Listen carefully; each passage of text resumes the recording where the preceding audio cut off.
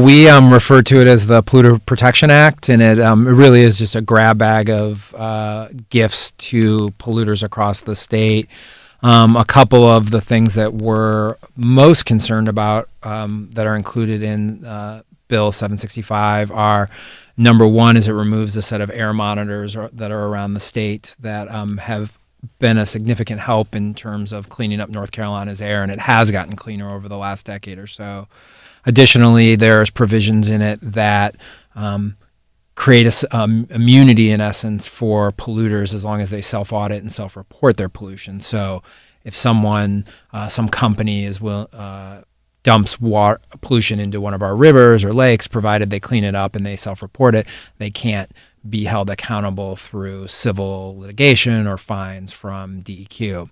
And then the third thing that we're really concerned about with it is it removes a set of protections for intermittent streams and waterways. So these are, smaller streams and creeks that don't run all year round, but are really important both in terms of ecosystem health, but then also flood prevention. So if a lot of these rivers and streams are allowed to be paved over and developed, we're going to have more significant problems when we have rainfall like we've had over the last couple of weeks. So they have a huge impact in our flood control and flood prevention. So. And it's interesting. I know a lot of folks get sort of their eyes glazed over when you talk about legislative process, but it's always interesting that advocates, environmentalists really didn't have a chance to have much say about these things as they were going through the process. So the public really didn't learn the way they're supposed to in the way we make our laws. Yeah, it actually started out as like a one-page bill and passed out of the House as a one-page bill. The Senate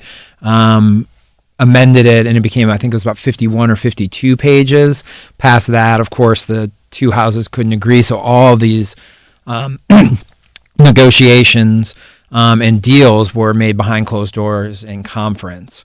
And unfortunately, our elected officials who are in power now promised more transparency and more public involvement in the process, but we've actually seen the opposite happen. There's another bill, Senate Bill 119, that passed under similar means. It was a technical corrections bill, didn't have anything really related to the environment in it.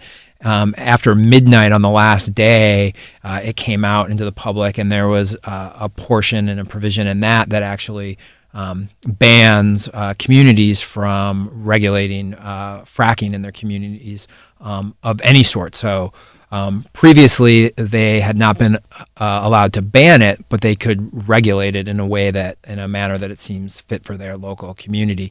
And now this expressly prohibits that. So local communities aren't allowed to pass any sort of ordinances or regulations that would restrict it any further than the state already does.